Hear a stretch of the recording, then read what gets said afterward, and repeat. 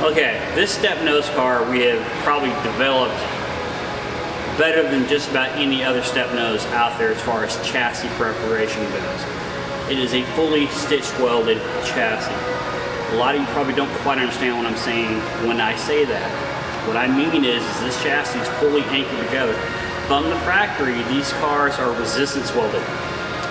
Resistance welds yield, they bend, they flex.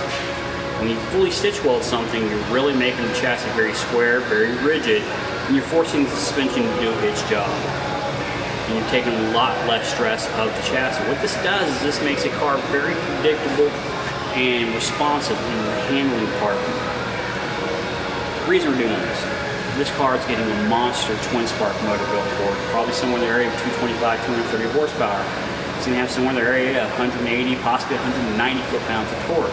It's got massive brake upgrades in the front and rear. It's got a massive limited slip differential upgrade on it as well, which we'll show you later. It's got coilover shocks in the rear and a rather advanced shock system in the front. Here's the situation. When you really hog tie a car like that, these really trick trailing arms that you see a lot of people produce, you need to box it in on the bottom. The reason you need to do that is because when this car is going through what's called the laterals, especially with big, fat, gummy tires, you're putting a lot of stress on the trailing line, and it's going to bend right about here in the middle somewhere. And when it does that, when you come out of the turn, you get what's called snapback, and that's where the suspension is snapping back into its metal memory shape. Okay, it kind of makes the car a little less predictable coming in and out of turns. And this is where some cars actually lose control of the rear end of the car. When it comes out of the turn, it snaps back into its straight line configuration. So what we have to do, and we're going to do it today, is first of all, we're taking off this because he's running coilover in the rear. And you haven't heard us give you that disclaimer yet. If you're running coilovers in the rear, you need to reinforce the top of the shock cap with some substantial amount of steel. Because that coilover, the spring, is resting against the shock cap. It is not designed to do that. So, we are going to cut this off. And we're going to plate up on the bottom. By doing that, we're squaring this into a solid tube. That means it won't yield and bend in the middle. When it doesn't yield and bend in the middle, there's no snapback on the rear end. Some of you probably shaking your head thinking this isn't a big deal, but you put big, grippy tires on a car. You put monster motors in it, you put massive brakes into it. You're able to go deeper into the turns. For that car to be consistent coming out of turns, you need to reduce some of the flexibility that you have now experienced. You'll see what we're talking about. Okay, so the bottom of our trailing arms is now done. This is the boxing in process. So what I did is I pre-drilled the holes that I needed. And now with my flaring dies, I'm going to incorporate some hardness to this. And what I'm going to do is I'm going to press each one of these to taper them in, kind of like creating a venturi in each one of these. It's going to harden this up, and then we will weld these onto the trailing arms. And then the trailing arms are ready for paint. So let's go ahead and get started. To excuse the noise, we're in the process of painting, so we have our special rotary screw compressor going for the paint.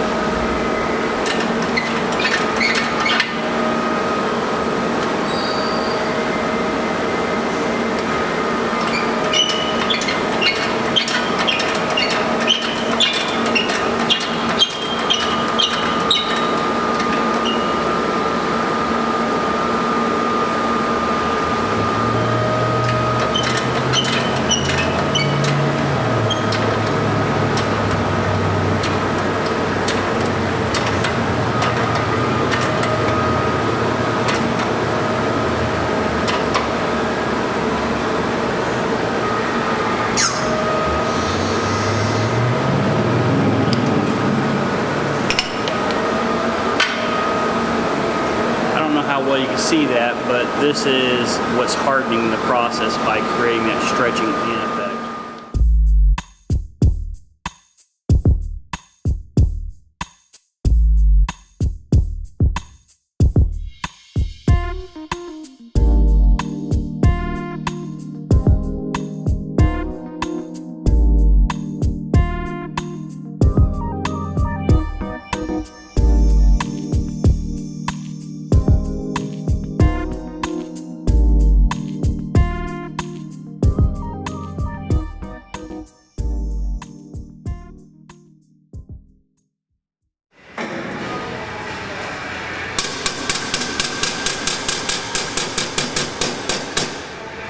Okay, so before we start welding this base plate onto the actual trailing arm, I'm taking advantage of having it clamped down so I can roll some of this steel. Now once I start the welding process, I'm going to have my hammer fairly close by, because as I hit the weld, that metal's going to be hot. It gives me an optimal opportunity to get that metal to roll down real clean.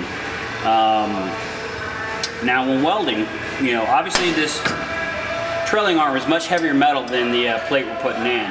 So when we're welding, we want to hit or contact down onto the denser metal and roll it up to the thinner metal. That way we don't blow through trying to get the penetration and getting the two pieces of metal to meld together. All right, so now we're going to get started. Go ahead.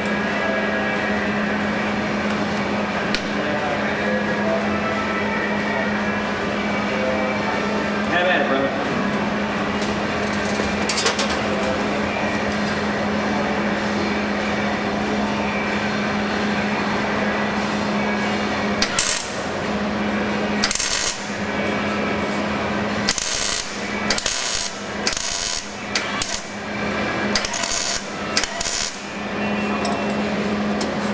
Now that the two metals are good and hot, this is the best time to get the metal you're trying to roll over to make it look like one shape.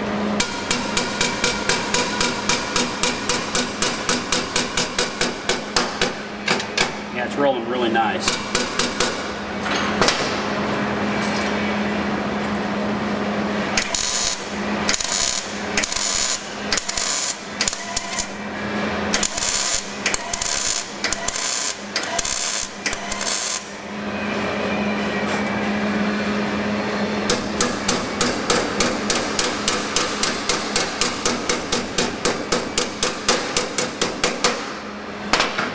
In this process, all I'm really doing is I'm spot welding all over the place.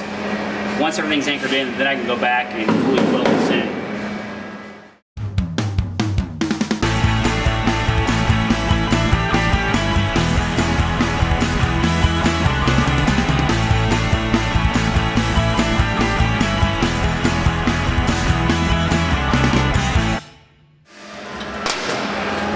This process takes a little bit of practice, and you got to move quick.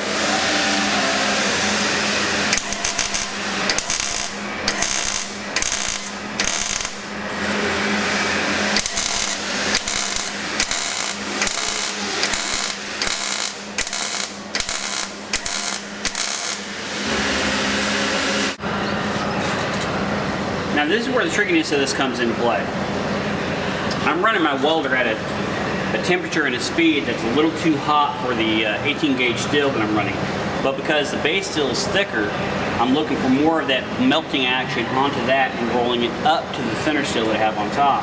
By doing that, I'm literally melting away some of the steel up top, but I'm fusing the weld to that metal to the actual trailing arm. It's a little tricky to do that if you're not a strong welder. But again, the end results, and you'll see later, is nothing less than amazing, because again, you create the effect like this has been boxed in from the factory, and you won't see the welds. It'll all be very clean and tidy. And that's that. So I'm going to continue welding this up, and then we will get these ready for paint. Okay, so let's talk about why we're doing all this. Now to have this base on here, this frame is incredibly rigid right now. It is not going to bend in the laterals. Whereas this one right here, if you're strong enough, you can literally make this flex a little bit. Earlier the cars, these were a little bit thinner.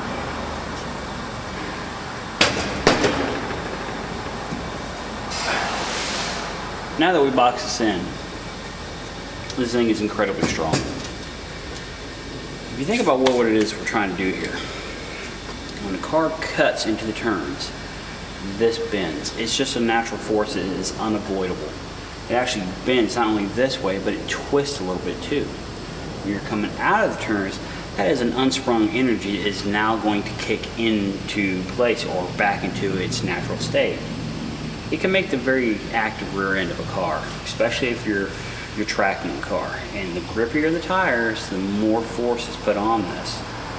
The heavier the car, the more force is put on this. So this is something that's worth doing. We're putting big massive motors in, we're putting big brakes on, we have super powerful differentials.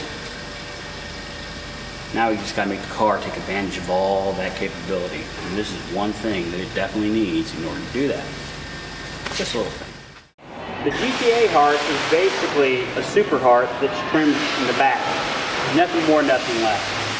Though we've had a few GTA hearts in here, new ones, they're kind of hard to come by. So our white stepper with the red nose, owner of that requested that it have a GTA heart. Now, yeah, we can buy a reproduction, but it just seems like reproductions are never quite as good as the original. So we're cutting down one of these and making it a GTA heart. Effectively, this is what a super heart looks like. We take it to the plasma cutter and we'll cut off the excess to trim it down. You also have to trim down right here to create clearance from the bottom portion of the radiator grill. Anyhow, this is effectively how you make a GTA heart. It's not as easy as you think though. If I were to cut this on a bandsaw, first of all, this being stainless steel, it's a nightmare to cut. If I were to try to grind this, it would destroy your ears. We're fortunate enough to have a plasma cutter. The nice thing about a plasma cutter is if you use it efficiently, you don't create any bluing process on the actual heart. So therefore, it'll be very clean. All I gotta do now is effectively polish this out, clean up this a little bit with a special diamond cutter, and it's ready to go on the car.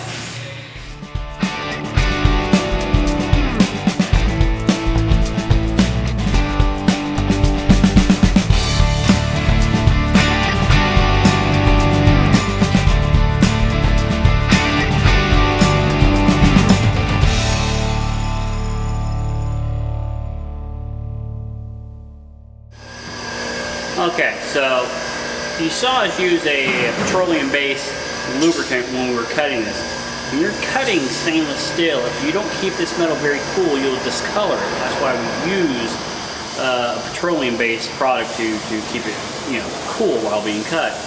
Anyway, so there you go. It's a GTA heart, but effectively what it really is a super heart that's been trimmed in the back. And the other thing we do when we do this kind of version is we change out the bracketry on the rear. The reason I do that is because we double it down and back it over so this kind of slips into a locking position. That way we don't have to remove any material up top in order for all this to work. Anyway, good choice. It looks good. And there you go. This is some of the most time-consuming stuff we do. And that is setting up and putting the trim in. It's ideal to get the trim in fairly soon after your headliner's put in because the headliner glues will soften up and start to lose their grip and the headliner could just start falling. Anyway, so it's not just an easy step process. It's fairly convoluted as far as how things go. Meanwhile, we put our glue pot and we spray it in here and we spray it here and these are flashed off. You should only put these two together as if you're gluing anything. You should only put them together once it is dull, when the glue no longer has that shininess to it. But you also need to very carefully engineer your way through these things. For example, the trunk release is right here. I have to put this on, which is going to cover the access to it. Obviously, if I'm putting the car back together, I need to have my trunk release in first before I glue it into place. And the purpose of these is fairly simple.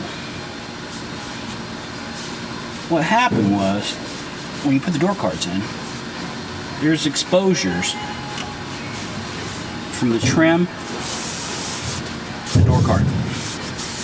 And they can be somewhat unsightly. So that's why there's these little vinyl covers on the B pillars, the A pillars, and on the back sides of the tire humps here in the back. We use this flat black material. It looks really nice. When you put the door cards against there, this doesn't become obvious because it's a flat color. It's not a glossy vinyl. So we polish up our B-pillar trim cover. This is the first piece I like to put in. We polished it up and make sure it was ready to go. We also took our soft-sided mallet and we drove down the springing of this, because this is basically a clipping that holds not only this together, but it also gives the edge a finished appearance. And it's holding the headliner on up top. And when you're putting this stuff together, be sure you engineer your way through it first, because there's plenty of parts on here, if you put them on first, you can't get around them with other trim. Putting a car back together is, especially one of these GTs, is a really big pain in the butt, because you have to engineer your way through it. Hotter now.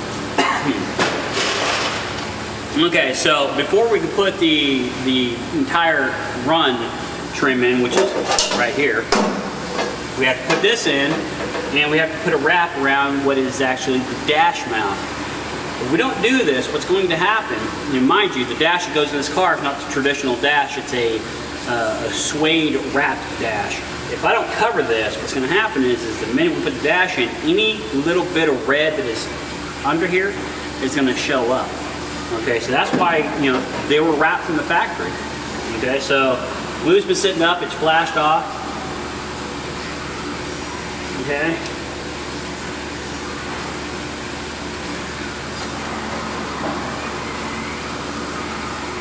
One thing about the professional series glue, once it comes in contact, you can really tug and pull on it and it won't lift.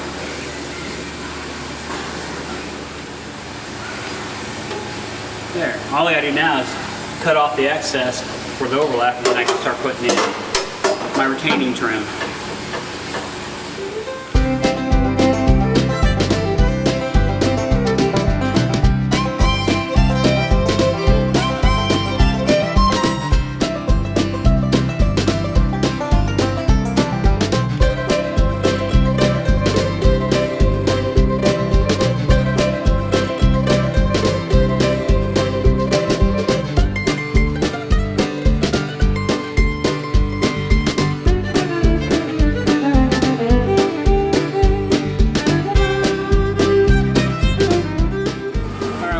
Right now, and again, you have to excuse the noise, that's our paint room compressor. What I'm doing right now is something that these cars came from the factory with. There is a vapor barrier, that goes right here. And it's basically just a highly concentrated enamel paint that they used back then that you have to kind of reinstall now, especially if you had your car blasted. I say that for a couple reasons. The reason it's been blacked out is because your dash cap is black and this kind of blends into the background, so to speak. The other reason why this is fairly important that you put this down is because as the car is driving in the wintertime, you get that condensation on the window that forms on the inside. It pools right down here. So if you don't get a good barrier down, you can just start rusting this out. And the same thing is also on the rear of the car, right underneath the rear window. The same kind of stuff needs to put there, because condensation does form there as well. This was a factory thing. I've seen a lot of cars restored that this was kind of overlooked. And it stands out, especially when you put the dash back in, you see that this area is like a primer color or something like that, and somebody's just missed it. It can't be fixed, you know, without tearing everything out, but, you know, obviously it's better to do it now than to do it later.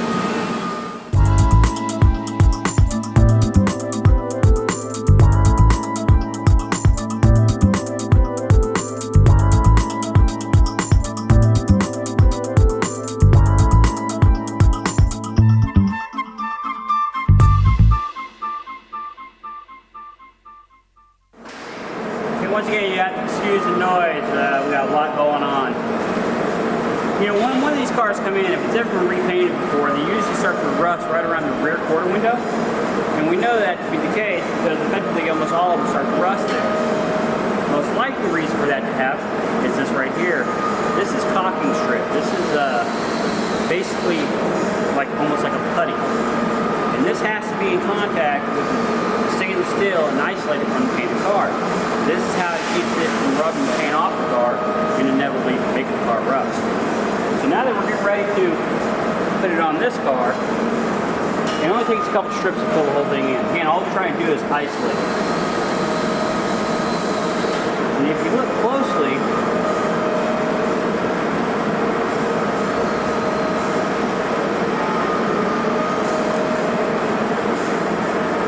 you can see some of the original factory stuff still there. Okay, so it's just one of the things that's overlooked, and it really shouldn't because it's really important.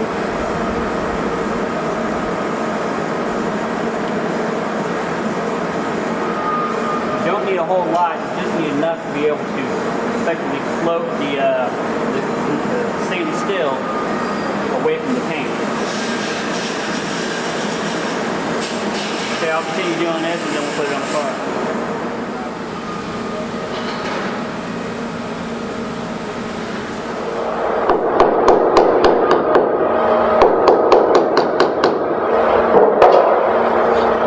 Okay, so you saw in the opening scene of this, you saw a bunch of screws and especially a screw box. The reason we own that is because every little trim screw that goes in, instead of going back with a galvanized screw that's going to eventually lose its galvanized protection and start rusting, we tend to change them out with either stainless steel or something like that, possibly even chrome. You have to be careful though when you use a stainless steel screw because it doesn't have the tensile strength that a galvanized screw does, so it's easy to shear the head off, especially the smaller ones for the trimming. Now, you saw that we put the urethane strings in the inside of this before we put it on. You cannot technically put this on with any degree of ease if you don't start at the rear of the car and work forward. Two reasons why you really need to make sure you do it like that. One, the tightness on the radius of the rear quarter window is very close. So if that isn't snug pressed up against the base of the window frame, the window itself most likely won't open. And two, you cannot make this radius if you start early. So it's always best to start from the rear and work forward. Make sure you use a urethane caulking strip as well. But now, because we have all these cool little screws, I'm going to screw this in place. Then I'm going to get the same piece that's cool right here. I'm going to put that, normally you like to put that in first because it overlaps under. But I like to do this piece first because getting that corner down is a real hassle. It's not so hard to do on the base pieces.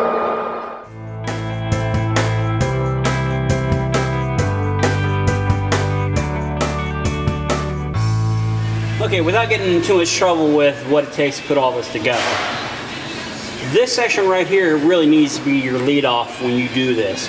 The outer chrome piece, this inner chrome piece, this vertical stripping, and this horizontal stripping, all this you want to do this early.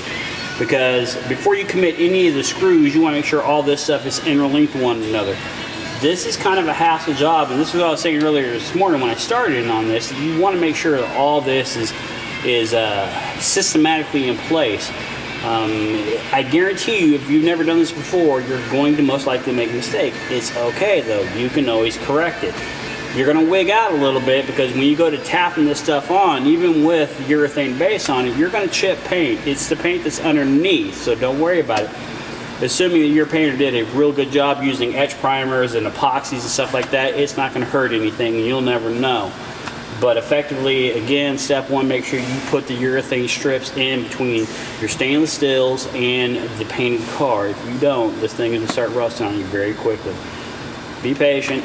You're going to make mistakes. It's all very correctable. Don't use hard hammers, but you definitely need to use hard blunt plastic mallets at a minimum. And what I didn't show you, because it's obviously it's a little boring, it's quite tedious, is before we put any of this on, we always polish it. We got our own buffing system over here, we polish stuff out. This is labor intensive. This takes a long time to do. But when it's all said and done, it looks the part.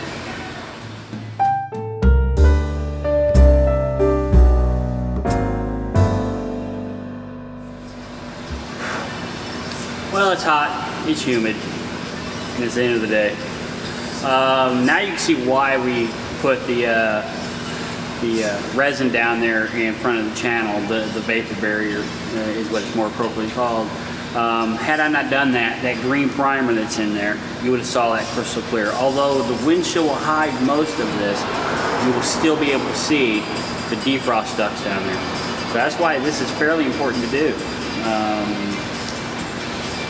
When did you see what it looked like on the after effect?